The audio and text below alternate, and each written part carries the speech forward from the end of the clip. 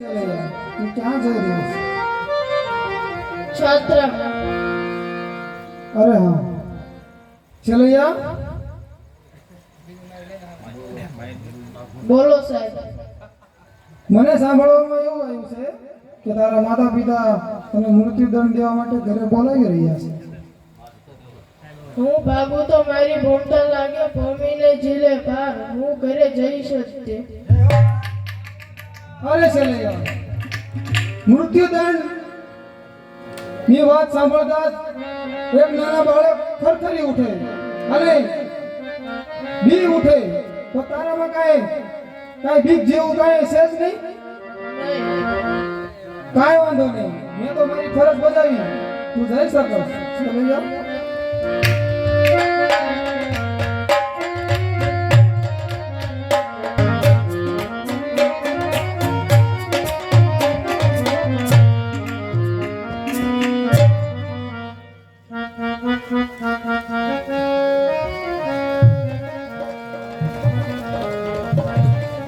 અરે હા સગાવતી, આપણો ચલૈયો નિશાળે જઈને આવતો રહ્યો છે, એટલે એને થોડું ઘણું જમાડી લો. અરે હા સ્વામી, લાવો મારા હાથેથી એક જમાડી લો. હા અરે બેટા છલૈયા, લે જમી લે. હા માં, જમી લો.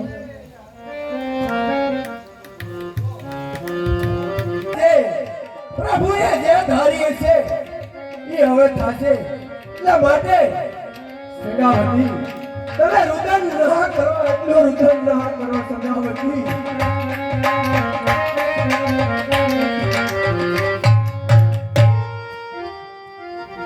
અરે સ્વામી, કેવી વાત કરો છો તમે? આખે લાગે એને કોળે પાડ્યો હોય અને રુદન ન આવે. અરે હા સતી, હું બધું સમજુ છું સતી, હું બધું સમજુ છું. પણ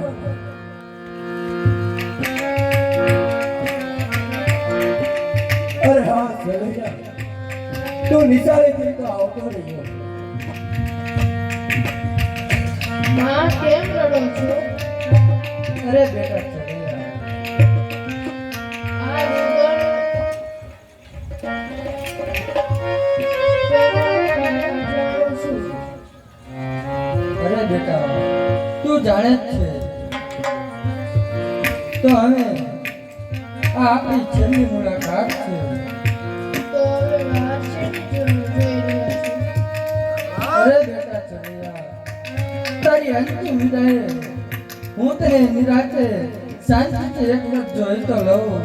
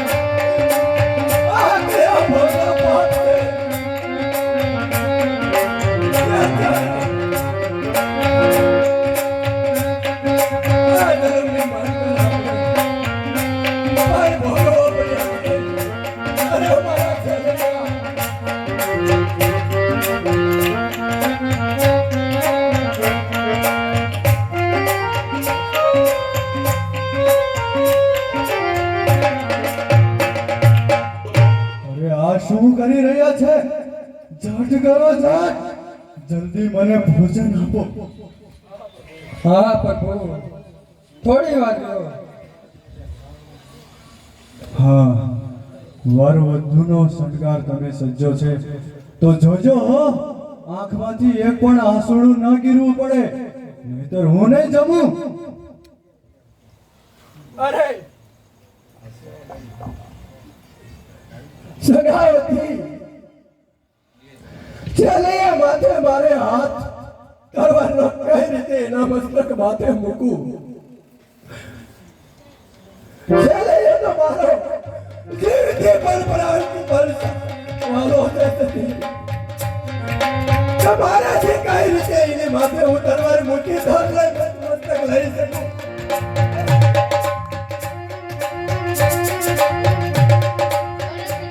મને ખબર છે તમારા હાથ નહીં ચાલે.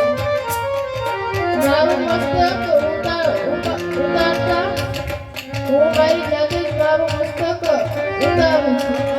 હા બેટા, આ કેવું બોલાવું?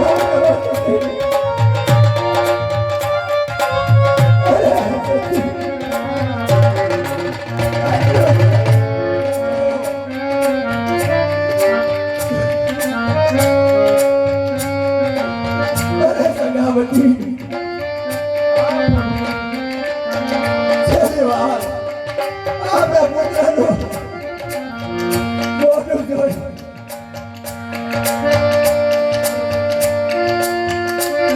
અરે બેટા ચંદ્રા, હસતા મુકે જાજે અને છેલ્લી વાર હરિનું નામ લેતો જશે બેટા. હું તો તારી સામું નહીં જોઈ શકું.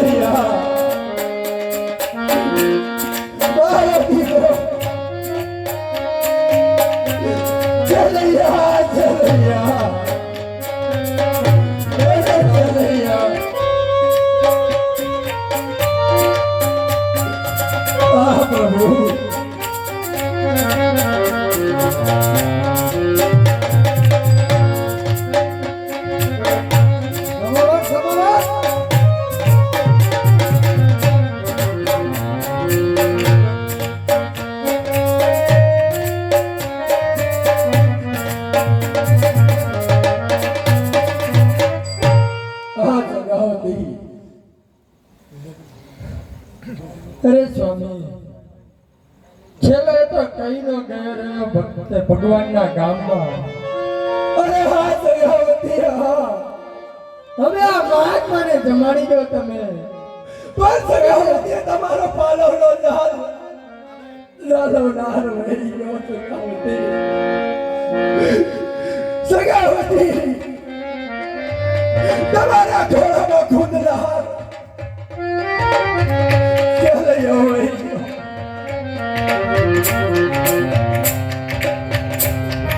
હવે કેટલી વાર? પ્રભુ, ઝટકો નજીક. પ્રભુ, પ્રભુ, જોજો તમારા આંખમાંથી એક પણ આંસુનું ટીપું નીચે ના પડવું જોઈએ, નહીંતર હું નહીં ખાઉં.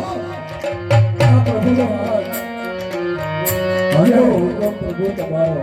કોમળું માંસ એટલે ખબર છે ને, મસ્તક વાળો ભાગ. ધડ વાળો ભાગ હું નહીં ખાઉં. તેમાં મળ મૂત્ર મિશ્ર હોય. નહીં પ્રભુ, નહીં. જાઓ, મસ્તકને મારા છેલ્લે અને હું કઈ રીતે મસ્તક ખાધું. જાઓ પ્રભુ, મસ્તકને લઈ જઈ પાણીમાં પીસીને મને પીરસો. જાઓ, ઝટકો. બોલે પ્રભુ.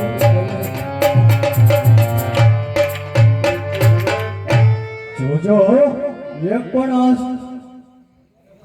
આંસુનું ટીપું નીચે ના પડવું જોઈએ, નહીંતર હું નહીં ખાઉં.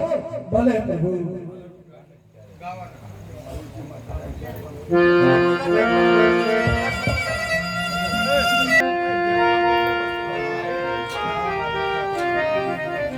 પ્રભુએ તો હવે પૂરી કસોટી માથે આપી છે ગંગાવતી ના માટે હવે તમે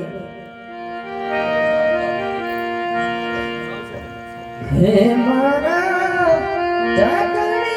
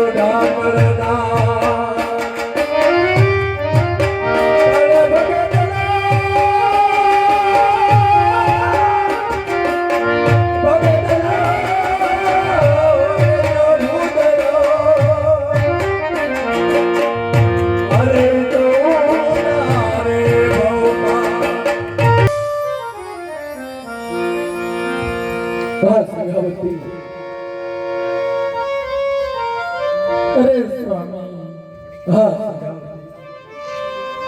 હવે હું આ થાળીમાં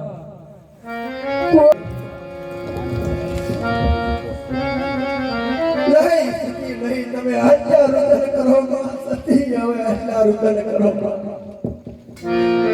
પ્રભુ આપણને જોઈ જાય તો ફરી પાછા પર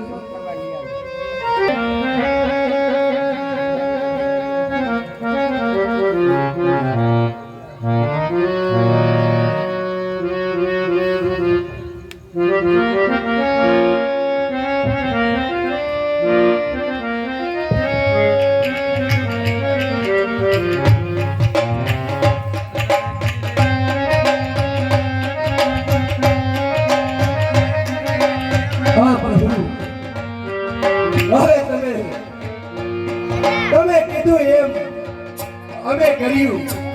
પ્રભુ હવે તમે હવે હું અવશ્ય જમીશ.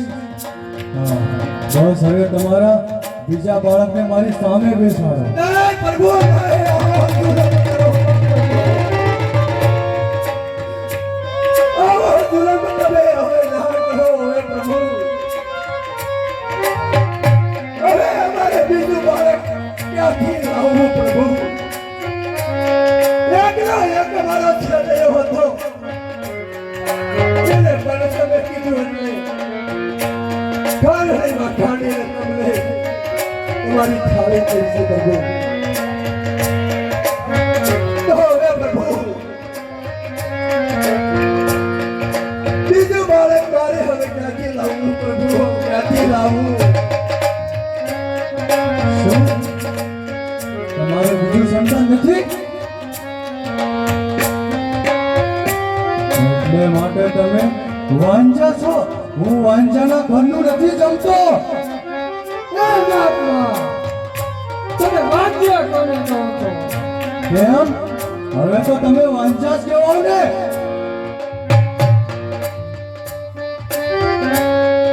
હું વાંજાના ઘરનું નથી જમતો. બાપ જાણીને કહું છું બાવા.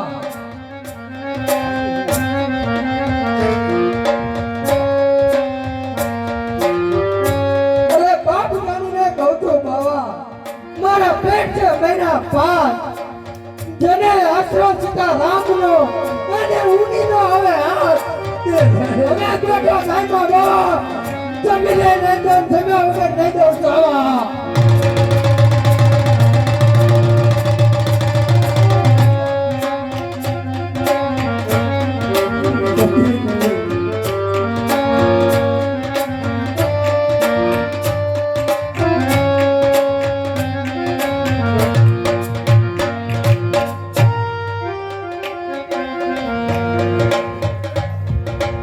હા પ્રભુ.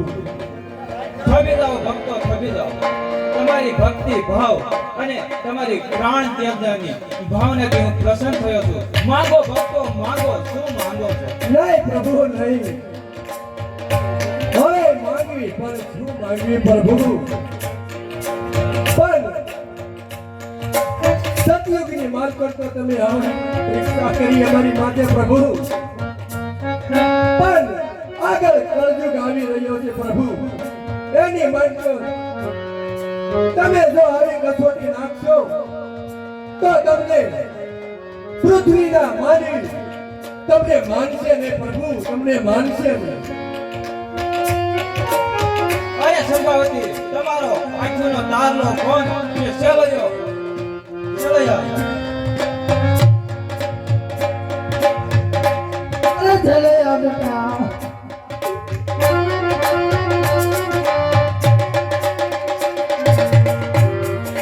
અરે ભક્તો, જે ધરતી ઉપર જે અમે દાન કર્યું છે, જે ઋષિ મુનિની જે સાધના કરી છે, હા પ્રભુ, જે અતિથિની સેવા કરી છે, હા પ્રભુ, તેને યુગો સુધી યાદ રાખવામાં આવશે ભલે પ્રભુ, અને તમારા નામ ઇતિહાસના પન્નામાં લખાશે.